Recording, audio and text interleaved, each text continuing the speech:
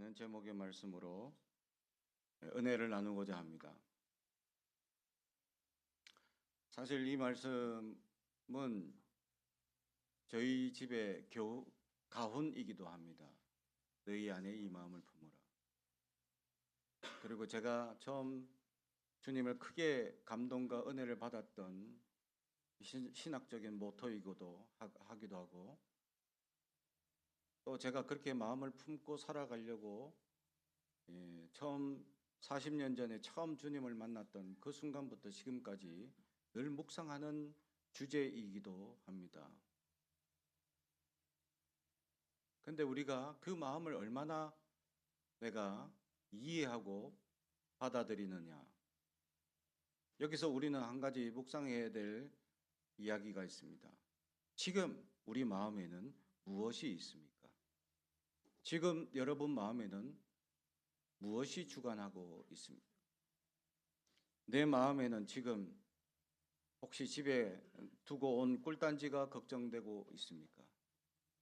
아니면 지금 나는 어디에 마음이 빼앗겨 있습니까? 결론적으로는 우리 마음에 예수님이 머물러야 되는데 예수님 말고 혹 우리 안에 지금 다른 것이 머물러 있지는 아니합니까? 우리 마음은 갈대와 같고 우리는 금방 무언가에 관심을 가졌다가 금방 식어버리는 우리의 마음 상태를 발견합니다. 금방 흥분했다가도 달콤한 간식으로 말미암아 차분해지기도 합니다. 화가 확 일어났다가도 배고픈 현상으로 이게 화가 났구나. 그래서 음식을 취하고 나면 또 다시 내가 왜 그랬지 하고 가라앉기도 합니다. 그래서 마음은 갈대, 쉽게 왔다 갔다 한다라는 것이죠. 이 마음이라는 것은 과연 그러면 무엇일까? 오늘 어쩌면 좀 신학교 강의일 수도 있습니다. 우리 이경재 목사님이 잘 하시는 스타일로 오늘 해볼까 합니다. 참고하시기 바랍니다. 마음이라는 단어는 히브리어로는 레브 또는 레바브라는 뜻이고 신약 성경에서는 카르디아라는 단어입니다. 히브리어 레브와 레바브라는 이 마음이라는 단어가 구약 성경에는 600번 이상 또는 또 레바브는 250번 이상 사용됩니다. 이것은 전적인 인간의 내면, 정신, 의지, 감정, 이해력, 도덕성, 인격의 중심을 의미하고 있습니다. 이 단어들은 신체 기관, 심장에서 출발했으나 점차 인간의 내면 전체, 즉 전인격 중심으로 확장됩니다. 그래서 레바브와 레브라는 이것은 감정의 영역에 있어서 기쁨, 슬픔, 두려움, 또 지성의 영역에 있어서 지식, 이해, 기억, 의지의 영역에서 결단, 계획, 도덕적 영역에서 양심, 선악, 판단, 영적 감수성의 영역에 의해서 하나님의 교제, 계시의 수용 등 인간의 내면의 모든 기능을 포함하는 것으로 구약 성경은 가르쳐 줍니다. 그래서 이 레버는 내부 인간, 마음, 정신, 의지를 의미하고 또 모든 영적, 도덕적 기능이 이 마음에서 기인한다고 구약 성경은 보고 있습니다. 그래서 이 창세기 6장 5절에 보면 여호와께서 사람의 죄악이 세상에 가득함과 그 마음의 생각의 모든 계획이 항상 악할 뿐임을 보시고 때문에 홍수가 납니다. 그래서 이 마음은 인간의 내면적 동기와 의도를 가리킵니다. 그래서 이 심장, 가슴, 중심, 내부, 양심, 지혜, 총명, 기억, 욕망, 의지, 감정, 계획, 결단 이 다양한 의미로 이 구약 성경에 이 마음이란 단어가 사용되고 있다라는 것이죠. 카르디아도 헬라어의 카르디아 신약에서 말하는 이 마음이란 단어도 구약 성경의 레브와 똑같은 이 의미가 사용됩니다. 신약 성경에는 157회가 사용되었고 이 카르디아는 단순한 인간의 감정 기관이나 심리적 상태가 아니라 사고, 감정, 의지, 도덕성, 영적 감수성을 포함한 존재 중심부를 가리키는 단어로 사용되고 있었다라는 것이죠. 그래서 신약 성경에서 카르디아는 지성의 영역의 사고, 이해, 분별을 의미하는 단어로, 감성의 영역에 있어서는 슬픔, 기쁨, 분노, 풍률의 영역으로, 의지의 영역에 있어서는 결정과 선택의 영역의 단어로 해석되고, 도덕성에 있어서는 양심, 선악, 판단의 영역으로 해석되고, 영적 감수성에 있어서는 하나님의 계시와 수용, 신앙의 자리 등의 인간 내면의 모든 차원에 포함하는 단어로 이 마음, 카르디아라는 단어가 사용되고 있습니다.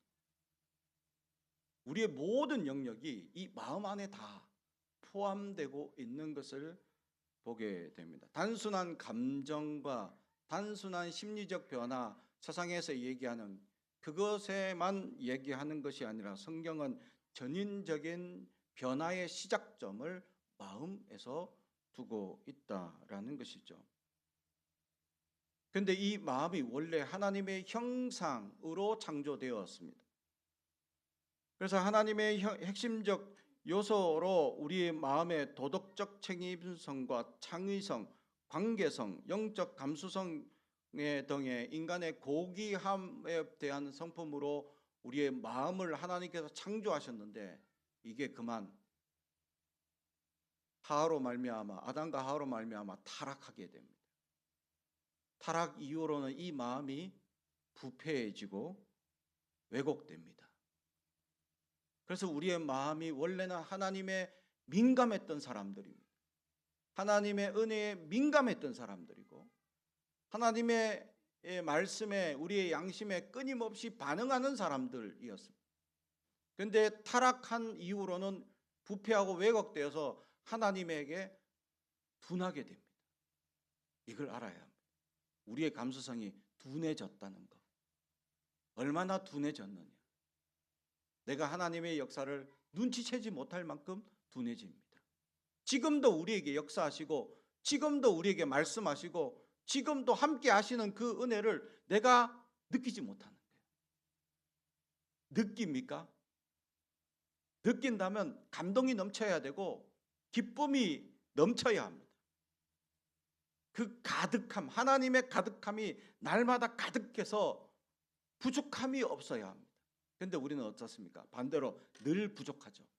늘 그래서 불평합니다. 늘 모자라다고 생각합니다. 이게 타락한 우리의 마음에, 왜곡되고 부패한 마음의 현실을 보여주고, 그래서 늘 불만이 생기고, 늘 시비가 붙고, 늘 수근수근하게 되고, 늘 연약한 상태로 타락하게 되어져 버렸다라는 것입니다.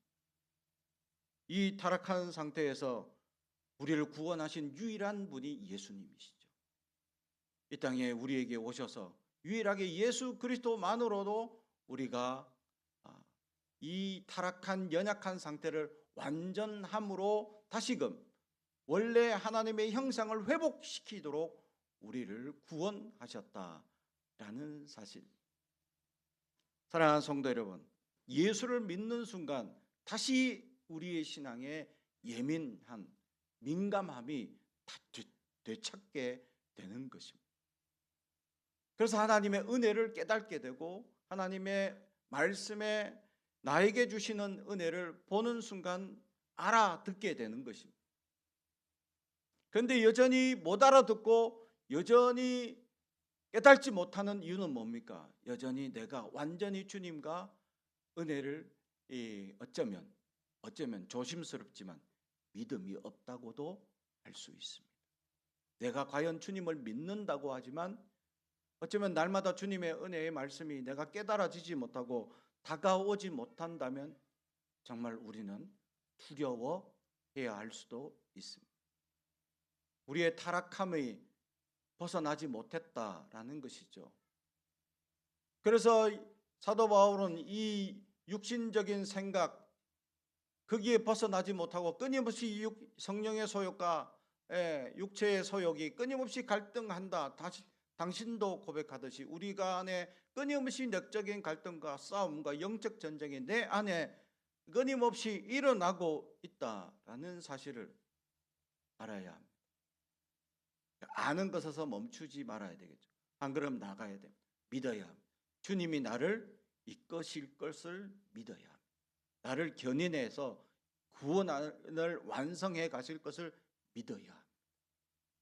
그리고 나를 하나님의 사람으로 변화시킬 것을 믿어야 합니다.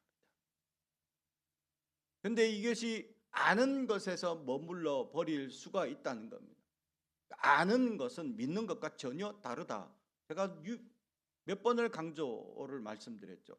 오랜 신앙을 하면 많이 알게 됩니다. 무엇을 오랫동안 하게 되면 사람들은 많이 습득하게 되죠. 근데 그 습득한 것이 다인 줄 착각합니다. 내가 오랜 신앙을 부분도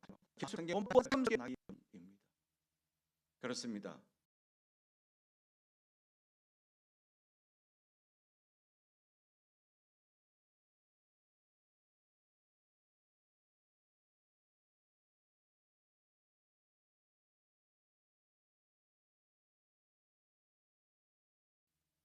그래서 끊임없이 우리는 성장하게 되어져 있다라는 것이죠.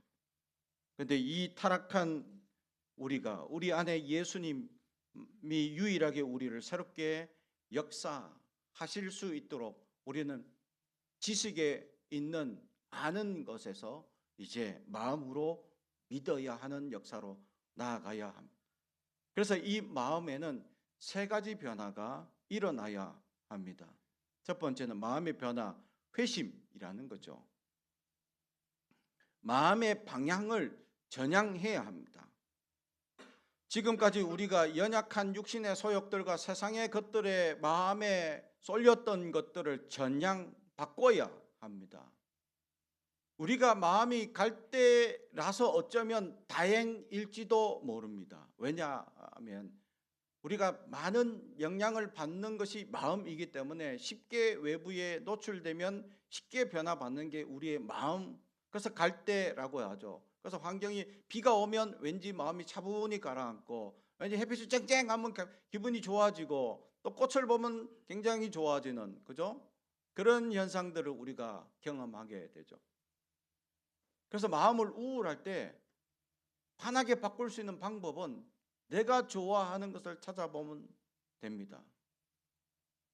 그것을 찾아보게 되고 발견하려고 하면 우리의 마음이 우울했던 마음이 금방 그 변화를 일으킬 수 있다. 또는 은혜의 찬양을 바로 들으면 내 불편한 기운이 있을 때 은혜의 찬양을 바로 듣게 되면 내 마음이 바뀝니다. 전향됩니다. 그리고 마음에 주님이 찾아오게 되는 걸 느끼게 됩니다. 그때 우리가 하는 것은 전향했기 때문에 회심이 일어나게 됩니다. 아, 내 잘못, 내 연약함을 발견하게 되는 것이죠. 사랑하는 성도 여러분, 마음을 바꾸십시오. 계속 내가 지금까지 전해오는 마음 방향성을 지금 어디로 향해 있는지 우리가 이제 측정해 봐야 합니다. 제가 장신대 신대원 다닐 때 은사라는 이 은사개발이라는 과목을 제가 참여하게 됐는데, 은사개발이라는 이 프로그램 가운데 어떤 것이 있냐, 전인적인 자기의 삶을 하나의 표로 만들어 가지고 자기가 태어난 때부터 죽을 때까지 지금의 현재 시점을 가지고 지금 태어나서부터 지금까지의 시점 가운데 하나님께서 어떻게 역사하셨는지 가장 강력한 역사를 체크해 나갑니다. 회심 사건, 또 하나님의 은혜를 경험했던 사건, 뭐 중고등부 수련회 가서 하나님을 만났던 사건, 또는 이제 청년 때 하나님의 놀라운 기적의 사건, 또 뭐 병이 나았다든지 은혜의 사건. 그래서 지금의 현재까지 돌아보면 앞으로 우리의 삶을 30대, 40대, 60대, 50대, 60대가 됐을 때에 해야 될 사역들이 있다는 거죠.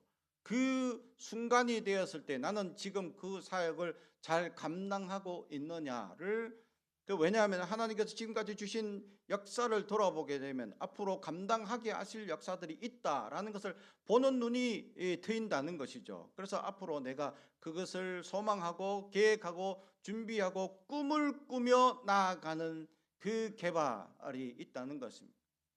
그런데 그것을 계획하고 준비하지만 항상 보면 하나님이 걸음을 인도하실 때 우리가 생각한 것보다 더 빨리 역사하실 수도, 또 더 늦게 역사하실 수도, 또 어떨 때는 돌아갈 수도, 다른 방향을 잡을 수도 있다는 것이죠. 그걸 보는 눈을 가지게 하는 것이 은사개발이란 이 과목이었습니다.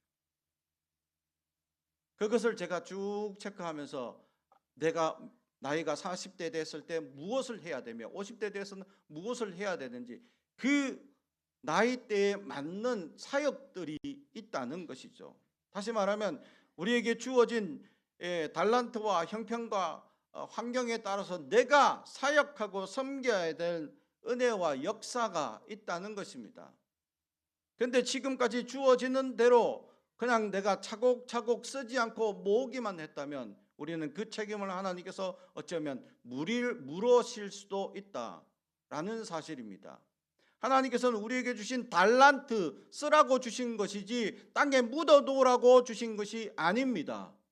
우리에게 주신 재물, 수많은 연약한 자들을 전도하고 구원하라고 주신 물질이지 나만 잘 먹고 잘 살라고 나의 이생의 자랑과 형편을 위해서 주신 목적이 아닙니다.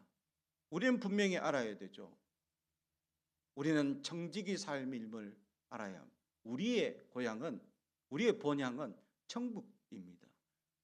그곳을 향하여 달아가며 이 땅에 재물을 쌓아두는 어리석은 부자가 아니라 하늘의 재물을 쌓는 하나님의 그리스도인이라는 사실을 우리는 알아야 합니다. 그런데 우리는 그 마음이 지금 땅에 여전히 두고 있는 이 마음을 바꿔야 합니다. 전향해야 합니다. 변화시켜야 합니다. 내가 어디에 마음을 두고 있습니까? 마음을 바꾸십시오. 바꿀 수 있습니다. 바꾸기 쉽습니다. 우리의 마음이 쉽게 변화되기 때문입니다. 그러기 위해서는 우리가 하나님의 은혜를 받아야 합니다. 하나님 말씀을 가까이 해야 은혜를 받을 수 있습니다. 세상의 삶에 그대로 우리는 내버려 두게 되면 우리는 연약함에 방치함을 당하게 되고 얼마나 두려움 가운데 우리는 빠지게 될 것임을 우리는 알아야 합니다. 하나님께서 우리를 구원하시고 우리를 죄악 가운데 머물지 않게 하시는 은혜를 소망하며 하나님께 나아갈 수 있어야 이것이 바로 방향성의 전환, 바로 회심입니다. 나는 죄인입니다. 하나님 용서하시옵소서. 나는 여전히 땅에 마음을 두었던 내 마음을 용서하시옵소서 하는 순간 시작되는 겁니다. 할렐루야. 그러므로 하나님께 날마다 회심해야 합니다. 여전히 나는 땅에 마음을 두었던 연약함을 회심해야 합니다. 여전히 연약함에 두었던 우리의 마음을 회심해야 합니다. 내게 주어진 수많은 달란트와 재능을 썩혀버리고 있는 연약함을 용서를 구해야 됩니다. 그럴 때 그것이 시작이 되고 하나님께서 역사가 시작되고 있습니다. 두 번째는 우리의 마음에 중생의 시작이 일어나게 됩니다. 새 마음과 새 영역을 우리에게 주신다고 말씀하죠. 에스겔서 36장 26절에 또 새 영을 너희 속에 두고 새 마음을 너희에게 주되 너희 육신에서 굳은 마음을 제거하고 부드러운 마음을 줄 것이며 아멘. 요한복음 3장 5절에 사람이 물과 성령으로 나지 아니하면 하나님 나라에 들어갈 수 없다라고 말씀하신 것처럼 그렇습니다. 회개의 시작, 변화의 마음의 변화의 시작을 통해서 하나님은 우리에게 새 생명, 새 마음, 그래서 우리는 새롭게 결단하고 새로운 하나님의 생명수를 날마다 공급받을 수 있는 사람으로 변화되었다라는 사실이죠. 그리고는 이제 마지막 단계인 성화에 이르는 단계까지 나갈 수 있어야 합니다. 우리의 마음에 지속적인 변화와 성장이 이루어진다라는 것을 알아야 합니다. 왜냐하면 같은 본문이라도 어제 보고 오늘 본 것은 분명히 다르기 때문입니다. 내가 점점 알아가는 것과 이해하는 것이 믿음으로 점점 다가오는 것이 점점 깊어지는 단계가 이루어지는 것을 우리는 성화, 그래서 우리의 마음의 변화가 이루어지면 결국 우리의 행동과 말에 적용이 되어서 성화가 완성되어져 가게 되는 것이죠. 그러므로 하나님의 말씀이 우리를 이끌어 가시고 하나님의 역사로 말미암아 우리가 변화되어져 가는 이 마음의 변화의 완성인 성화. 그래서 우리는 끊임없이 자라고 끊임없이 하나님 앞에 깊어지는 사람들이 될 수 있어야 합니다. 그렇다면 우리는 여기서 제가 한 가지 질문을 드립니다. 작년과 올해와 우리는 얼마나 더 깊어졌습니까? 얼마나 더 성화되어져 갑니까? 내 말과 행동이 얼마나 변화가 일어났습니까? 만약 작년에 부정적인 용어를 한 100번을 썼다면 올해는 99번만 쓰십시오. 한 번이라도 더 제거하려는 내 의지, 마음에서 시작돼야 합니다. 이것이 바로 성화를 이루는 과정이죠. 사랑하는 성도 여러분, 우리의 마음은 변화 가능합니다. 머물러 두지 마십시오. 머물러 두었다라는 것이 묶였다, 사탄에 의해서 묶임받게 되고 변화되지 못하고 세상에 이끌어가는 대로 우리는 이 사탄의 역사에 눌려버리고 그래서 연약한 대로 살아가는 나약한 존재로 우리는 머물러 버리게 되는 것이죠. 묶이지 마십시오. 하나님의 놀라운 역사를 사모하고 새롭게 하시는 새 마음과 새 영을 우리는 날마다 경험할 수 있도록 우리는 날마다 회개해야 합니다. 그럴 때 우리의 마음에 썼던 연약한, 과거에 썼던 연약한 언어의 행실들, 이 모든 것들이 변화되고 새롭게 하시는 놀라운 변화들이 우리 안에 가득가득 일어나게 될 줄로 믿습니다. 그러기 위해서 오늘 성경은 우리 안에 그리스도의 마음을 품으라 라고 말씀합니다. 원래 빌립보서 말씀은 교회의 일치 하나됨을 강조하기 위해서 가장 중요한 핵심이 바로 너희 안에 이 마음을 품으라 라고 말씀하고 있는 것이죠. 그렇습니다. 우리 마음에 다른 어떤 마음이 틈타지 못하도록 해야 되는데 우리 마음에는 너무나 복잡하고 너무나 많은 것들이 차지하고 있습니다. 우리의 가정의 염려, 직장의 염려, 여러 가지 또 교회에 관한 염려, 내 신앙의 염려, 또 사람들 관계의 염려, 수많은 염려와 걱정과 두려움과 것들이 끊임없이 나를 묶고 있는 연약함에 빠져 있지는 아니합니까? 우리의 마음의 중심에 그리스도를 모셔보십시오. 그러면 이 모든 것들이 정리되어져 갈 줄로 믿습니다.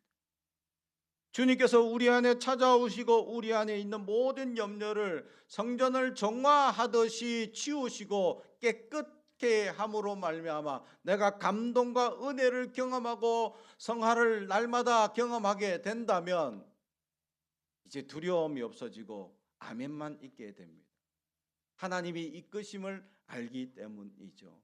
주님이 나를 연약함에 머물러 두지 않을 믿음이 있다면 하나님이 반드시 여러분들을 이끄시고 세워나가시기 때문입니다. 그것은 내가 가능한 게 아닙니다. 내가 가능한 게 아니기 때문에 예수를 내 중심으로 모셔야 하고 우리 안에 우리 마음에 예수님을 모셔야 할 가장 큰 이유이기도 합니다. 내가 하려면 안 됩니다. 내가 하게 되면 결국 고집만 생기고 아집만 생기고 엉뚱한 영향력으로 말미암아 엉뚱한 방향성으로 나아갈 수밖에 없습니다. 그러나 내 안에 예수님을 모시는 순간 내 안에 주님께서 내 마음에 수많은 혼란스럽고 복잡한 모든 문제들을 정화시키시고 새롭게 하시고 이끌어 가시고 놀랍게 함께 하시는 역사를 경험하게 될 줄로 믿습니다. 사랑하는 성도 여러분, 그러므로 나의 마음에 복잡한 모든 것들을 내려놓아야 합니다. 그것을 오늘 성경은 비움, 그것을 신학적으로는 케노시스라고 말씀합니다. 우리 안에 모든 복잡한 문제들, 주님이 가지고 있는 모든 것들에 대해서 비움을 하시고 이 땅에 오신 것처럼 우리는 얼마나 주님 안에서 주님만 의지하며 나아가는 다른 모든 복잡한 것을 비워야 하는데 비우지 못하고 십자가를 주님 십자가를 감당하기 전에 내 짐을 주님께 맡기면 되는데 맡기지 못하고 여전히 내가 해결할 수 있다고 붙잡고 있는 연약함. 사랑하는 성도 여러분, 주님께 맡기십시오. 주님을 의지하십시오. 주님을 내 마음에 모시기 바랍니다. 그러면 주님이 내 안에 찾아와 완전한 변화로 나를 이끌어 가시는 위대한 사랑을 경험하게 될 줄로 믿습니다. 주님의 마음에 오늘 성경은 우리에게 가르쳐주는 몇 가지 요소들이 있는데, 이 마음의 첫 번째는 겸손함입니다. 주님은 6절에 그는 근본 하나님의 본체시나 하나님과 동등됨을 취할 것으로 여기지 아니하셨다. 하나님 본체시고, 이 오늘 본문은 신학적으로 삼위일체론, 케노시스, 또 여러 가지 신학적인 요소들이 다 엄청나게 포함된, 또 교회론, 또 기독론, 이것을 다 얘기할 수는 없습니다. 나중에 이경재 목사님한테 들으시기 바랍니다. 그런데 오늘 말씀은, 핵심은 저는 그걸 얘기하고 싶습니다. 주님의 겸손함을 얘기하고 싶습니다. 자기가, 당신께서 모든 것을 다 가지고 계신 완전한 하나님이신데 그에게 취할 것으로 여기지 아니하신다는 자격을 다 가지고 있는데 그걸 비웠다라는 것입니다.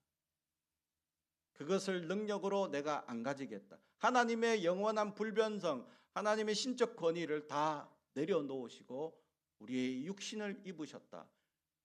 주님께서 육신을 입으셔야 하는 이유 또한 죄 없는 몸, 또 죄를 짓지 않는 육신을 가진 그가 십자가에 못 박아야 완전한 우리의 타락한 본성을 변화시킬 수 있기 때문입니다.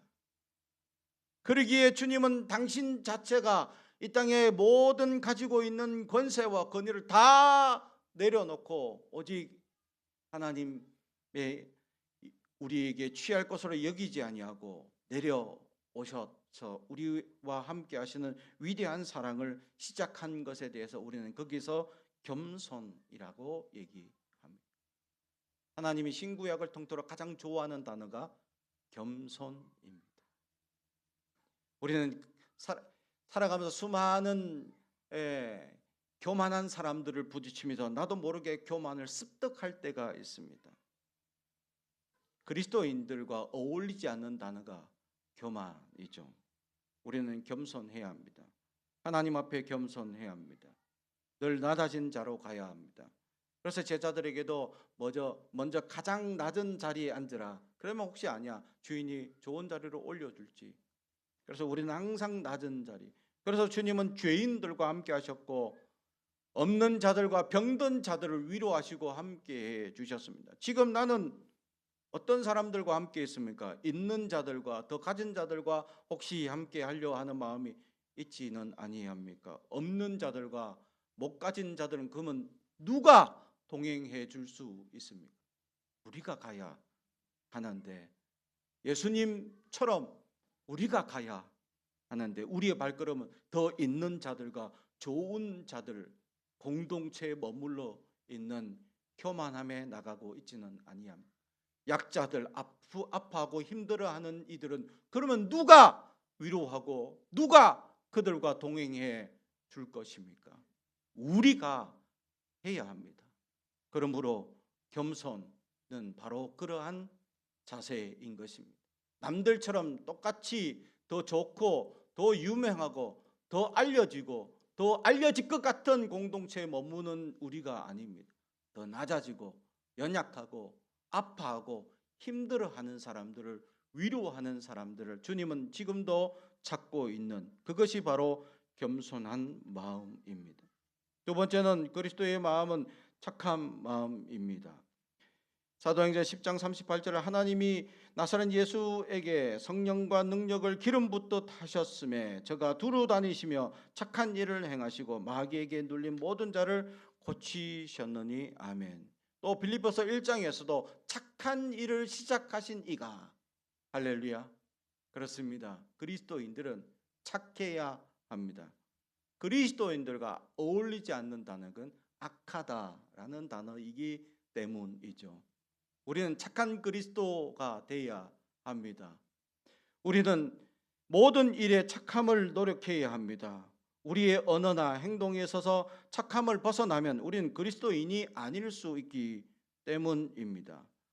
착한 마음으로 착한 행실로 어렵고 힘든 이들을 또 이웃들에게 그렇게 나가야 합니다. 그렇게 우리는 착하고 진실한 마음으로 나아가면 그러면 이웃들도 착하고 진실한 마음으로 우리에게 다가옵니까? 아닙니다. 반대입니다. 독하고 더 우리를 보따리 내놔라고 합니다.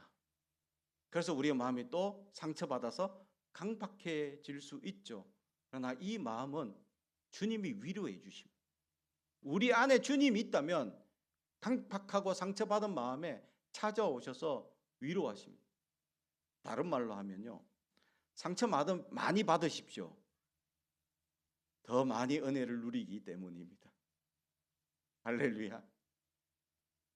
그 상처를 극복할 수 있는 믿음이 있다면 상처 많이 당해도 괜찮아요. 상처 당할 각오로 선한 마음으로 나가야 합니다. 손해 볼 마음으로 나가야 합니다. 그러니까 손해 보면 약간 배 아프죠. 사실 그렇습니다. 저도 어떤 사람한테 물건을 살 때 이 사람이 온갖 좋은 말로 유혹을 하는 겁니다. 그래서 이거 사면 싸게 사는 듯 하지만 돌아서면 옆집이 더 싸. 내가 속았구나. 그 언어에 휘둘렸구나. 알고 속아줄 수 있어야 합니다. 우리 집 근처에 매장이 더 비싸요. 그죠? 하지만 속아주고 사주는 겁니다. 그리고 관계를 맺는 거죠. 왜? 전도하기 위해서. 우리는 얼마나 복음 전도를 위해서 관계를 맺으며 손해볼 마음으로 살아가느냐. 그게 바로 착한 마음인 것이죠. 지난주 기세면 집사님이 급하게 아프셔서 병원에 입원하셨죠. 그래서 이 시술을 받고 퇴원하는 과정 가운데 기세면 집사님 그 아픈 중에도 첫날 갔는데 옆자리에 퇴원하려고 수속하는 사람이 있었답니다. 아파 죽겠는데 끙끙 앓으시면서 저기 혹시 예수 믿으세요? 하고 얘기를 했다는 거죠. 그러니까 그분이 교회 안 다녀요. 퉁명스럽게 대답하는. 왜 안 다니시냐 물어보니까 교회 나갔다가 사람에게 치여가지고 상처받아서 이렇게 교회를 못 나간다 하니까 또 이제 기세면 집사님 원리 원칙을 얘기했습니다. 왜 사람에게 상처받냐? 우리는 믿음은 내 개인적인 구원이지 내가 하나님 바라보고 구원받는 것이지 그 사람에게 상처받지 마라 라고 얘기했다가 에이 당신 마음대로 하고 막 이래 가면서 약간 그랬다고 합니다. 잘 전했는데 위로가 조금 했다면 더 어땠을까? 근데 또 거기에 머무르지 않고 자기를 지극하게 간호하던 간호사한테 또 물어봤답니다. 혹시 교회 다니시냐고. 그러니까 간호사님이 안 다닌다고. 지금 빨리 교회 나가라고 하면서 전도를 2번이나 했습니다. 그 아픈 중에, 치료받는 중에. 여러분 어떻습니까? 저는 깜짝 놀랐어요. 대단하다라는 생각이 듭니다. 여러분 그렇지 않습니까? 그 병원 아픈 중에 2번이나 복음을 전해서. 저도 병원에 한번 큰 수술로 입원해 있을 때 복음 못 전했습니다. 목사인 척 성경만 들고 보는 척 눈치 나 목사야 이러면서 있었더니 성경 보고 있으니까 목사님이십니까? 예 그렇습니다. 그러면서 예수 믿으세요 해야 되는데 내가 그런데 딴 얘기하는 바람에 내가 못하고 그렇게 머물러 있었던 내 죄가 그때서야 깨달아집니다. 그럼 회개했죠. 저는. 사랑하는 성도 여러분, 여러분 어떻습니까? 착한 행실은 손해보더라도 전도하는 것, 손해볼 줄 알고 나가는 것, 그것이 바로 착한 마음을 유지하는 것입니다. 그러면 손해보고 상처받고 사람들에게 눌린 이런 연약함은 누가 해결해 주나? 내 안에 찾아오신 주님이 나를 어루만져 주십니다. 그 어루만지면요 완전히 회복됩니다. 완전히 치유됩니다. 완전한 그 이상의 역사로 감동받게 됩니다. 이것을 경험해 본 사람들은 세상의 상처가 두렵지 않습니다. 더 이상. 그래서 나갈 수 있는 거예요. 그래서 용납하고 또 나가서 전도할 수 있는 겁니다. 세상이 사람들이 어떤 말로 나를 튕겨내더라도 견뎌낼 수 있는 것입니다. 이런 우리는 착한 마음으로 나아갈 수 있어야 합니다. 또한 그리스도의 마음은 주는 마음입니다. 주님께서 이 땅에 오셔서 우리에게 고쳐 주셨고 가르쳐 주셨고 자기 생명을 죄인들을 위하여 내어 주셨습니다. 그런데 우리는 어떻습니까? 가지려고 하고 움켜집니다. 성경은 내 손을 펴라 라고 말씀합니다. 그런데도 우리는 끊임없이 펴지 않고 가지고 움켜쥐고 여전히 살아가고 있지 않습니까? 이것은 이기적인 마음인데 그리스도인들과 어울리지 않습니다. 그리스도인들에게는 주는 것이, 손을 펴는 것이 어울리는 것입니다. 그러므로 우리가 주는 이유는 또한 구원을 위한 하나님의 계획하심에 따라 우리가 우리의 이웃들에게 주어야 되고 나눠주는 것입니다.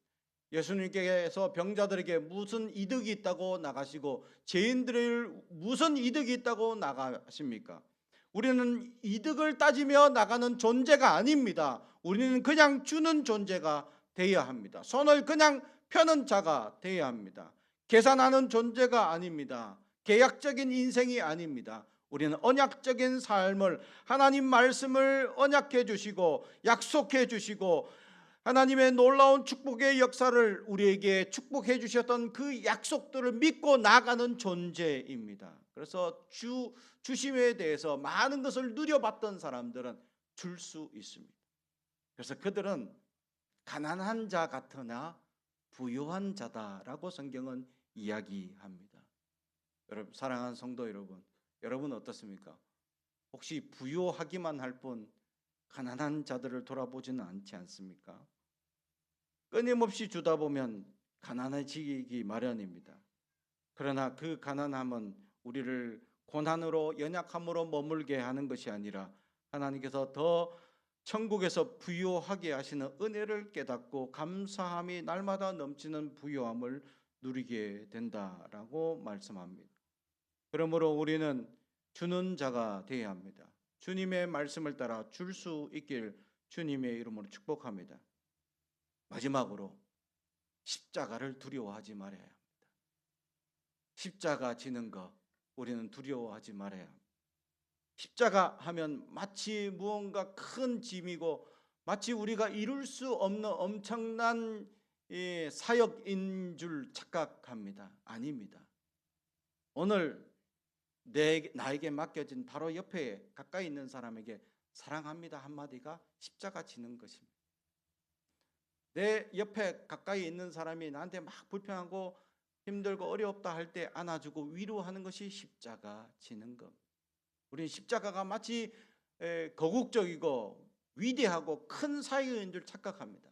가까이 있는 사람들을 위로하고 격려하고 나아가는 것이 십자가입니다. 우리는 마치 무겁고 큰 일을 행해야 십자가를 지는 것인 줄 착각합니다. 지금 성전에 떨어진 휴지 하나 줍는 것도 십자가입니다. 교회 가운데 사역의 자리 가운데 내 이름 하나 기입하는 것도 십자가일 수 있습니다. 그리고 전도 한 사람을 품며 나갑시다 할 때 한 영혼 품고 정말로 기도하는 것이 십자가일 수 있습니다. 십자가는 불편하죠.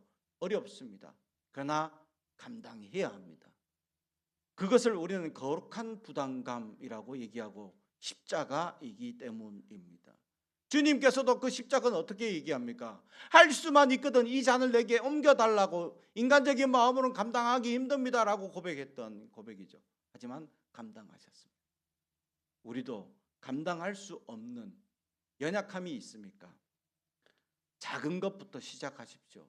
언어부터 지금 바꾸시고 행동부터 지금 하나부터 바꾸시면 작년보다 바뀐 것이 하나 더 더하면 나는 성숙되어져 가는 것입니다.